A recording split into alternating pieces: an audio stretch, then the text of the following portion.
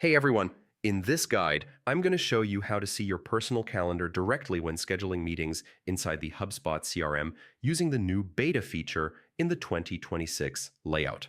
So first, open your browser, go to hubspot.com, click Log In, and sign into your account. Once your dashboard loads, we're ready to access your scheduling tools. From the top navigation menu, click Sales, then choose Meetings. This is where HubSpot stores all your personal scheduling links and availability settings. On this page, you'll see a list of your meeting links. Click Edit on the meeting link where you want to enable the calendar view. Scroll through the settings until you reach the scheduling section. If your account has beta access enabled, you'll see an option called Calendar Visibility or Overlay Calendar.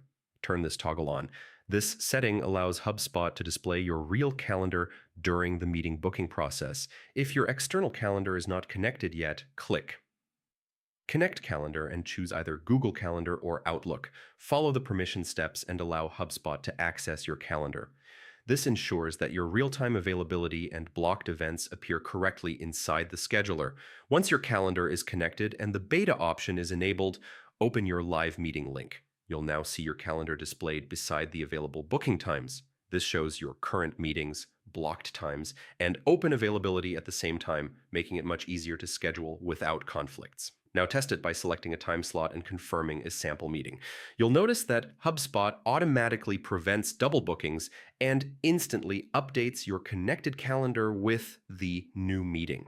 And that's it.